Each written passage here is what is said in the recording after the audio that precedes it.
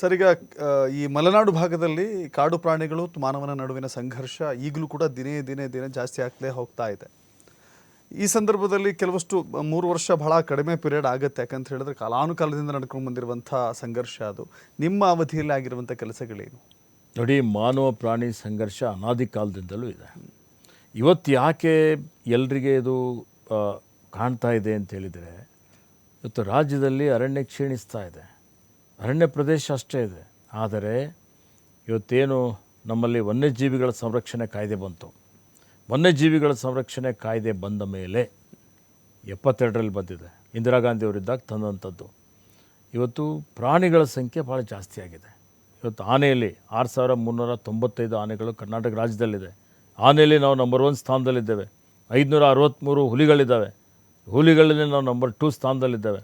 ಅಂದರೆ ಈಗ ಬಂಡೀಪುರದಲ್ಲೇ ನಾನು ದಾಖಲೆ ನೋಡಿದಾಗ 72ರಲ್ಲಿ ಇವತ್ತು ಬಂಡೀಪುರಲ್ಲಿ 12 ಹುಲಿ ಇದ್ದಿದ್ದು ಈಗ 150ರಿಂದ 175 ಹುಲಿಗಳಿದ್ದಾವೆ.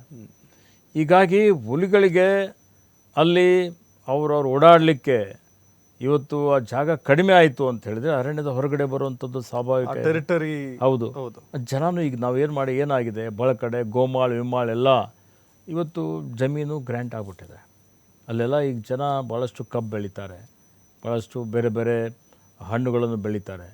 ಈ ಪ್ರಾಣಿಗಳು ಇವತ್ತು ಅರಣ್ಯದಿಂದ ಏನಾದರೂ ತಿನ್ನಲಿಕ್ಕೆ ಮತ್ತೊಂದಕ್ಕೆ ಹೊರಗಡೆನೂ ಬರ್ತವೆ.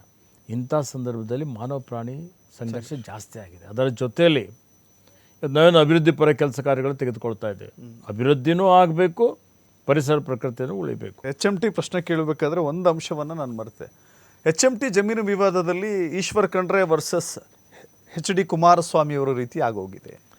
ನೋಡಿ, ಒಂದು ಮಾತು ಭಾಳ ಸ್ಪಷ್ಟವಾಗಿ ತಮ್ಮ ಮುಖಾಂತರ ಜನರಿಗೆ ಹೇಳಲಿಕ್ಕೆ ಬಯಸ್ತಾ ಇದ್ದೇನೆ. ನಾವೆಲ್ಲ ರಾಜಕೀಯದಲ್ಲಿ ಸೇವಾ ಮನೋಭಾವದಿಂದ ಬಂದಂಥವ್ರು. ನನಗೆ ಯಾರ ಬಗ್ಗೆನೂ ವೈಯಕ್ತಿಕವಾಗಿ ಯಾವುದೇ ರೀತಿಯ ದ್ವೇಷ ಇಲ್ಲ. ಮಾನ್ಯ ಕುಮಾರಸ್ವಾಮಿಯವ್ರ ಬಗ್ಗೆನೂ ಯಾವುದೇ ರೀತಿಯ ದ್ವೇಷ ಇಲ್ಲ. ಭಾಳ ಸ್ಪಷ್ಟವಾಗಿ ಹೇಳಲಿಕ್ಕೆ ಬಯಸ್ತಾ ಇದ್ದೇನೆ. ನನಗೆ ಈಗ ಯಾವುದೇ ಜವಾಬ್ದಾರಿ ಕೊಟ್ಟರು ಈ ರಾಜ್ಯದ ಹಿತ ಕಾಪಾಡುವಂಥದ್ದು, ಜನರ ಹಿತ ಕಾಪಾಡುವಂಥದ್ದು ನನ್ನ ಕರ್ತವ್ಯವಾಗಿದೆ. ಆ ಕರ್ತವ್ಯವನ್ನು ನಾನು ಪ್ರಾಮಾಣಿಕತೆಯಿಂದ, ದಕ್ಷತೆಯಿಂದ ನಿಭಾಯಿಸುತ್ತೇನೆ. ಅರಣ್ಯ ಇಲಾಖೆ ಎಷ್ಟು ವ್ಯಾಪ್ತಿ ಮತ್ತು ವಿಸ್ತಾರವನ್ನು ಹೊಂದಿತ್ತು, ಗ್ರಾಮೀಣಾಭಿವೃದ್ಧಿ ಇಲಾಖೆ ಕೂಡ ಅದಕ್ಕಿಂತಲೂ ವ್ಯಾಪ್ತಿ ವಿಸ್ತಾರವನ್ನು ಹೊಂದಿದೆ. ನಿಮ್ಮ ಮುಂದಿರುವಂಥ ಕನಸುಗಳೇನು? ನೋಡಿ, ಇವತ್ತು ಗ್ರಾಮೀಣಾಭಿವೃದ್ಧಿ ಅಂತ ಹೇಳಿದರೆ ನಾವೆಲ್ಲರೂ ರಾಷ್ಟ್ರಪಿತ ಮಹಾತ್ಮ ಗಾಂಧೀಜಿಯವರಿಗೆ ನೆನಪಿಸ್ಕೊಳ್ಬೇಕು. ಮಹಾತ್ಮ ಗಾಂಧಿಯವರು ಗ್ರಾಮ ಸ್ವರಾಜ್ಯದ ಒಂದು ಕನಸನ್ನು ಕಂಡಿದ್ದರು.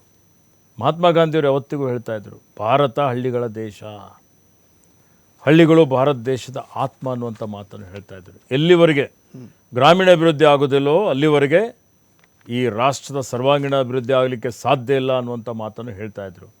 ನಮ್ಮೆಲ್ಲರ ನೆಚ್ಚಿನ ನಾಯಕರಾದಂಥ ದಿವಂಗತ ರಾಜೀವ್ ಗಾಂಧಿಯವರು ಅತ್ಯಂತ ಸ್ಪೃದ್ರೂಪಿ ನಾಯಕರು.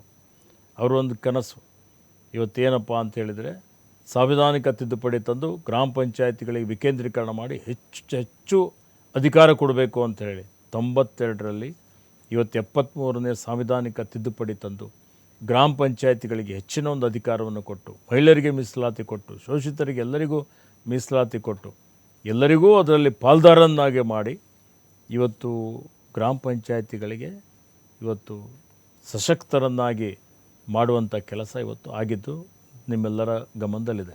Yes sir. ಇಂಥದ್ದು ಸುಮಾರು 61% ಜನ ಇವತ್ತಿಗೂ ಗ್ರಾಮೀಣ ಭಾಗದಲ್ಲಿ ವಾಸ ಮಾಡ್ತಾರೆ.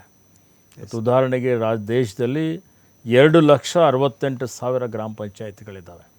ನಮ್ಮ ರಾಜ್ಯದಲ್ಲಿ 5,927 ಗ್ರಾಮ ಪಂಚಾಯತಿಗಳಿದ್ದಾವೆ. ಈ ಗ್ರಾಮ ಪಂಚಾಯತಿಗಳಲ್ಲಿ ನೋಡಿ ಎಲ್ಲ ರೀತಿಯಲ್ಲಿ ಅಂದರೆ ಇವತ್ತು ಅವರ ಗ್ರಾಮದ ಅಭಿವೃದ್ಧಿ, ಅವರ ಆಡಳಿತ ಅವರೇ ಮಾಡಿಕೊಳ್ಳಬೇಕು ಅನ್ನೋಂಥದ್ದು. ಇವತ್ತು ಅವ್ರದ್ದೇನೊಂದು ಯೋಜನೆ ಇದೆ ಗ್ರಾಮಾಭಿವೃದ್ಧಿ ಮಾಡಲಿಕ್ಕೆ, ರಸ್ತೆ ಬೇಕು, ಚರಂಡಿ ಬೇಕು, ಕಸ ವಿಲೇವಾರಿ ಮಾಡಬೇಕು, ಬೀದಿ ದೀಪ ಬೇಕು, ಅಲ್ಲಿ ಯಾವುದೇ ಕೌಶಲ್ಯ ತರಬೇತಿ ಕೊಡಬೇಕು, ಶಾಲೆ ಬೇಕು, ಆಸ್ಪತ್ರೆ ಬೇಕು, ಇನ್ನಿತರ ರೈತರಿಗೆ ಅಭಿವೃದ್ಧಿ ಆಗಬೇಕು, ವಸತಿ ರೈತರಿಗೆ ಮನೆ ಕೊಡಬೇಕು. ಎಲ್ಲ ಜವಾಬ್ದಾರಿಗಳನ್ನು ಇವತ್ತು ಗ್ರಾಮ ಪಂಚಾಯತ್ ಮೇಲೆ ದೊಡ್ಡ ಜವಾಬ್ದಾರಿ ಇದೆ. ಹೀಗಾಗಿ ಕರ್ನಾಟಕ ಈ ಗ್ರಾಮ ಪಂಚಾಯತಿ ಅಂದರೆ ಗ್ರಾಮಾಭಿವೃದ್ಧಿಯಲ್ಲಿ ಮುಂಚೂಣಿಯಲ್ಲಿದೆ ಅಂತೇಳಿ ಹೇಳಿದರೆ ಅತಿಶೋಕ್ತಿ ಆಗೋದಿಲ್ಲ ಅಂತ ನಾನು ಹೇಳಲಿಕ್ಕೆ ಬಯಸ್ತಾ ಇದ್ದೇನೆ.